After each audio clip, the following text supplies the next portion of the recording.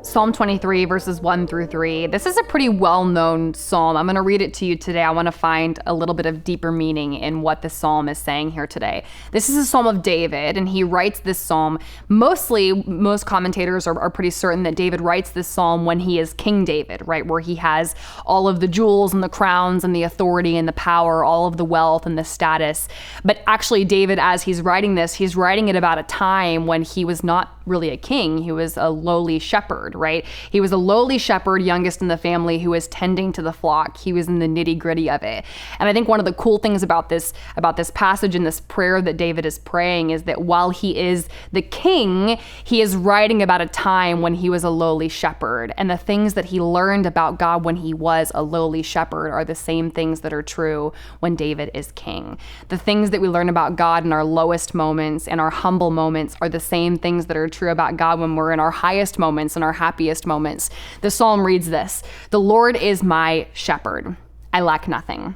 He makes me lie down in green pastures. He leads me beside quiet waters. He refreshes my soul. He guides me along the right paths for his name's sake." So David draws this really cool, clear illustration between the relationship of a shepherd and sheep, God being the great shepherd and us being the sheep that are desperately in need of God. Now, here are some fun sheep facts that you didn't actually ask for. Sheep can be very timid, very shy, very skittish. Sheep have a lot of fear. Sheep are actually very social, so they don't get great sleep at night if they perceive that one of their sheep friends is either mad at them or they have some kind of a conflict going on.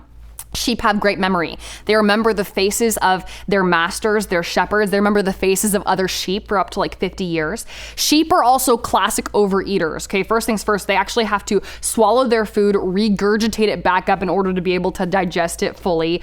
They also have 4 different compartments in their stomachs, and shepherds have to be very careful, not just to keep the sheep from harm, from wolves or getting out of their pens, but shepherds actually have to protect their sheep from overeating. If they don't monitor which spaces they're grazing in, sheep will actually eat themselves to death. Now, I don't say all of these fun, kind of bizarre sheep facts to discourage you. If we're being compared to the sheep in this illustration, then what does that actually say about us? Is that a positive thing or a negative thing?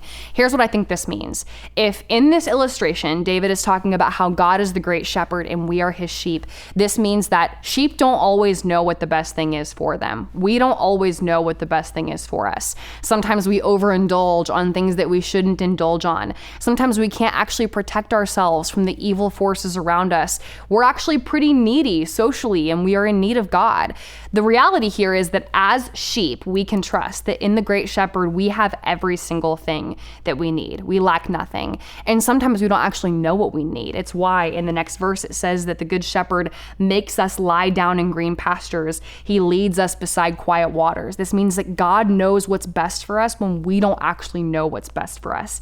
It says in verse 3, he refreshes my soul. He restores my soul, is what it says in other versions. And this idea of refreshing or restoration means bringing back to a state of holiness, bringing back to a state of pureness.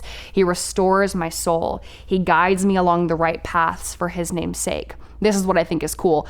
In the relationship between a sheep and a shepherd, the sheep don't actually have to worry about much. They just have to worry about following their shepherd.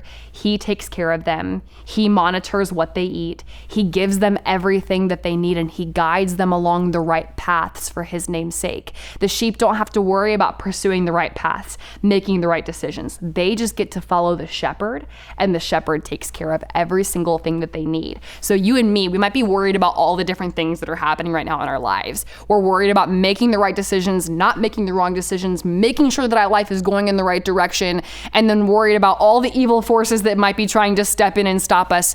We don't have to worry about all of those things. We get to follow the shepherd. And because we follow the great shepherd, we lack nothing. We have every single thing that we need. It's true for the sheep, it was true for David, and it's true for you and me.